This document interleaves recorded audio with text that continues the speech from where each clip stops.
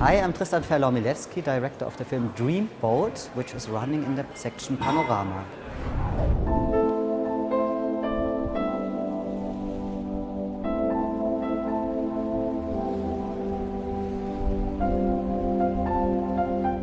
Ich bin schwul, ich konnte mir das nicht aussuchen.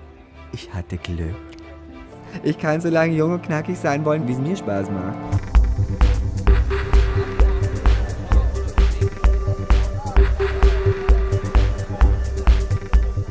I left Palestine because I had problems with the police there. Because I'm gay. I don't hate my country, but I appreciate Belgium because without Belgium I didn't have the second chance to live. I'm 32 now and I have never ever been into a relationship, and that is something not good. I have worked very hard the way I want to look when I'm in the boat. This is a golden opportunity for me to find love.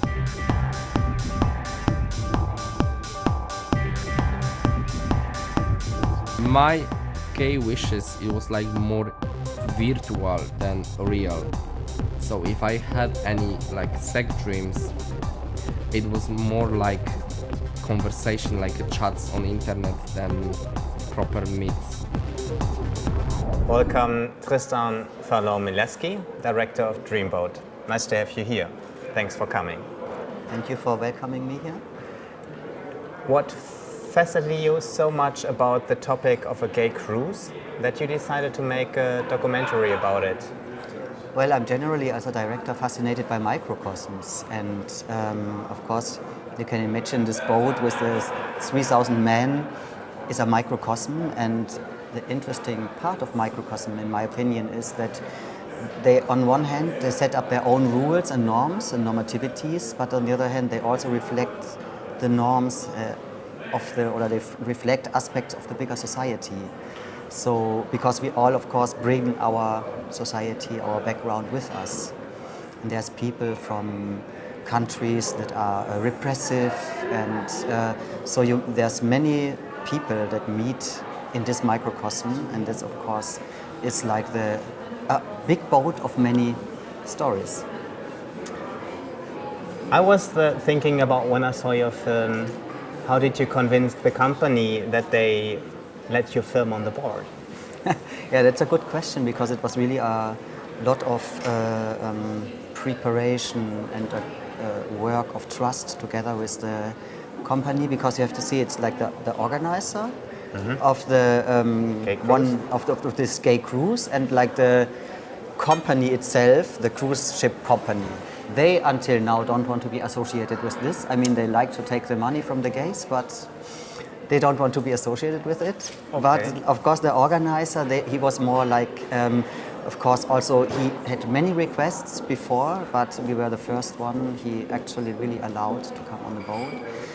And because of course it's a big responsibility. So you have 89 nations there, and many of them come from repressive countries, or they might not be out, or whatever, just want to let loose on this time on the boat. And so what we did, in fact, I mean, I was 1 year before on a research trip there. So you went on the boat, actually? I went before, okay. Yeah. And we also, with a little camera team, so we already did a bit of footage there. Mm-hmm. But, and then there's a Facebook group, the closed Facebook group of all passengers and future passengers. So what I made sure, of course, is to contact the group and to make visible that we do a shooting here, and to get in touch with all passengers, so that everybody was really could make sure if he doesn't want to be in the film, he will not be in the film.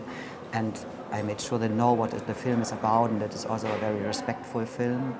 And we were also on the boat really approachable for everybody. We had a visible camera, we were not like with a little camera. Mm-hmm. We were afterwards approachable, because of course it's a big responsibility that you have to take. And I think this was then in the end what also convinced the organizer to let us. He saw the film and he's very happy with it and supports us afterwards too. That's great to hear. I mean, I wanted to ask you anyways about the cast. I mean, I would call it a cast because like you didn't choose them, the people that you were close with the camera randomly. So you did. How did you do the casting for the characters of this documentary? Yes, of course, this is also was of course a big search. For me, the criteria were, of course, it has to be a person, and there has to be persons for whom the trip on the boat also is an emotional trip. It has a personal, emotional meaning. Can we cut this again? Sorry. Kein Thema. Okay, once again. Warte, ganz kurz, wir machen einen kurzen Schnitt und dann fangen einfach nochmal an. Genau. So the criteria for finding the people, for me it was important that it's persons for whom to go on the boat has also emotional meaning for different reasons, and also to have people from different backgrounds and relationship status. And so I found them partly on the year before, because there's also people that are regular cruisers. So every year they go on the cruise. Okay. Yeah, and on the other hand, it was people that I met through this Facebook group by announcing that I'm interested to do this film, and then I talked to many people until I found this final beautiful cast. So actually it was like social media what helped you to find the cast, and Yes. the actual cruising what you did a year in advance. Exactly, before but shooting. Absolutely, yeah. But of course, then I visited them at home, and I visited them. We had Skype conversations, so it was, of course, also a journey. A very close relation in advance. I see. I mean, you just mentioned that you had like so many passengers from different nations, but the passengers' expectations had also been very different. Some were looking for love and found sex, and others were looking for sex and even didn't have sex. So, and I did wonder, how was the atmosphere on board in general? If you want to talk about it. Yeah, I mean, of course, you can imagine you have like this limited amount of time. You have 7 days, a countdown only of 7 days. Okay. Yes. And in this time, people come with, of course, some come, for example, also from restrictive countries. Everything has to happen in these 7 days. It's a big pressure and a big Rush. expectation also. So you have this biorhythm of the boat, so people come with huge expectations. Then in the middle there might be a bit of a down or a hangover from too much partying, and in the end, you have, or for me it was very important also to have like a positive outlook in the end, because I think there's so many gay films where it's still like, oh, it's such a tragedy to be gay, it's terrible, it's a burden, we have to all suffer from it, and yes, and this is why we have to somehow find ways to cope with it. No, I wanted to give a positive and self-confident out view on this. And the atmosphere is, of course, how do you say? Charged, probably. Charged, yes, by this expectation and influenced by all these expectations that come from the people being on the boat. And it's a pressure, of course, because it's a market also a bit, Yeah, we can talk about this maybe later. But what I felt like clearly that for everybody that's on this cruise, the queer family is a very important substitute family. On the one hand side, I had the idea that it makes things very easy, like there are common rules and like there's an understanding and you don't have to be ashamed. It's like clear, everybody is gay, so don't have to fear any like people that will like okay, once again. So, I mean, it was quite clear on the cruise that for everybody that has been on the ship, the queer community has been a substitute family. On the one hand side, it made it very easy to connect, and I had at the same time the feeling that it made it sometimes very hard to get connected. Can you explain why? Yeah, exactly. This is, I think, a very interesting aspect that I also I hope that transmits in the film a bit, that it has this double bind. On one hand, of course, and I think this is something that is very important, you have really this bond that connects everybody on this boat. Right I away, always yeah. on this when I started to get into this topic, I was always thinking like we are all a bit like kicked out of paradise for different reasons. You know, of course, in restrictive countries, people had to leave their countries because it's life-threatening or dangerous. Other people had maybe in less restrictive countries still had to leave their village or had to break with their family, or it's simply just like the norms, the normativities of our societies don't really apply. The offers you have to go, like in the normativities of life, are different. So you have to kind of make your own choices and set your own normativities. And so we all had this moment of being a bit kicked out of paradise. And there is like this paradise regained. We kind of meet again and create our own paradise. But of course, there's also downsides to this paradise. And as I said, there's on one hand, we go out of the normativities. On the other hand, there's normativities brought onto the boat or created. And also, we cannot deny that we all more or less come from a heteronormative and patriarch societies.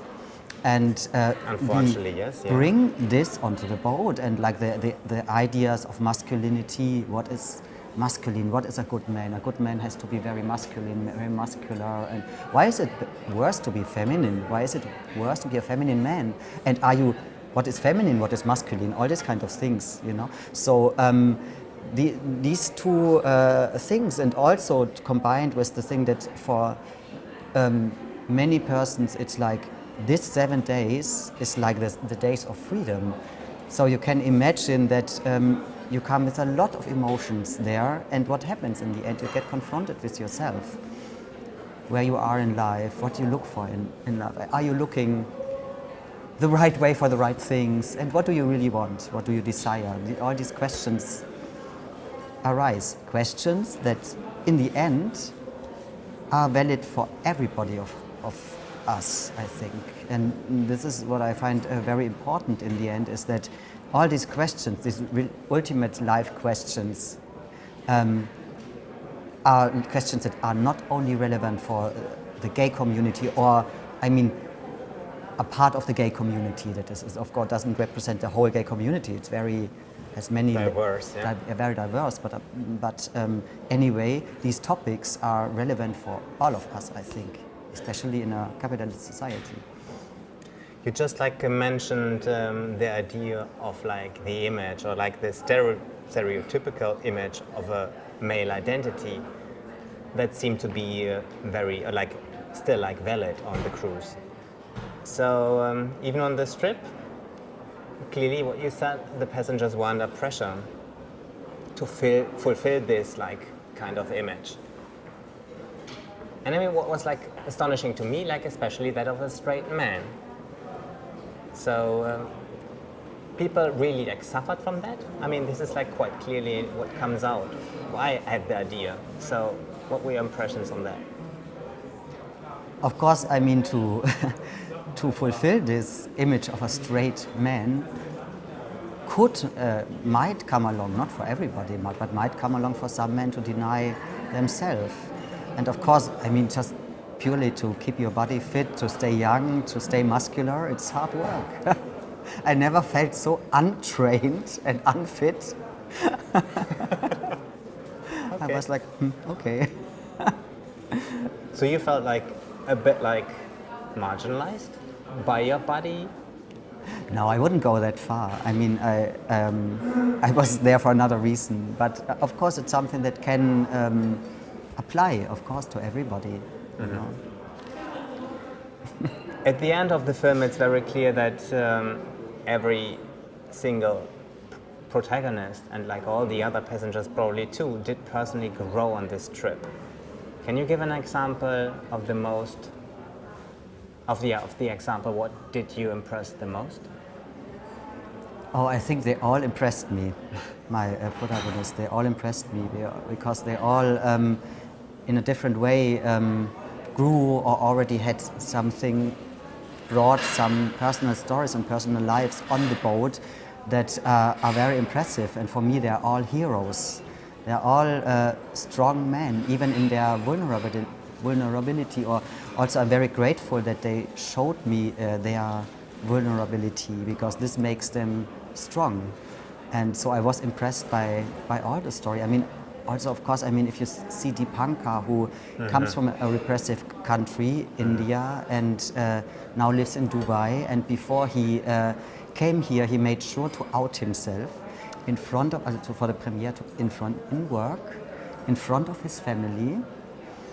So and this is the result of the cruise? Yeah, so he said, because I mean, he's someone who really, he's a, quite very successful businessman, and he really showed himself very, very, like in his life questions. And he said this was such an important revelation and journey for me, and it made him really go to this next step in his life. And he was also at the premiere, and it was really, really touching.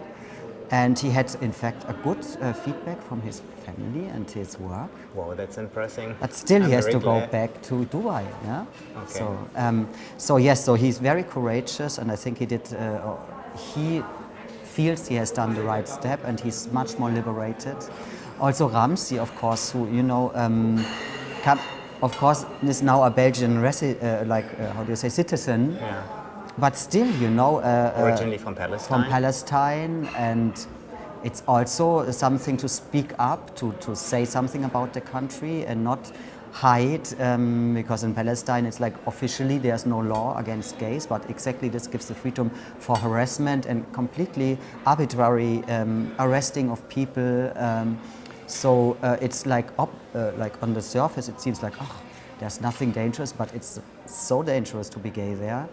And so they all, of course, for different reasons, were very courageous. Philippe, who kind of was with in his wheelchair, confronting all the body culture also that also is on the boat, and was completely welcomed there, and did climbing and swimming. Yeah, this was like very I was impressed that he was climbing the wall, even though he can't walk.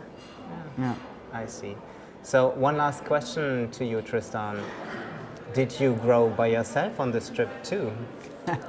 It's a good question. I think yes, of course. In many ways. I mean, first of all, in a documentary work, you always grow through, because in the end, you always, at some point, you come to the basic questions of life.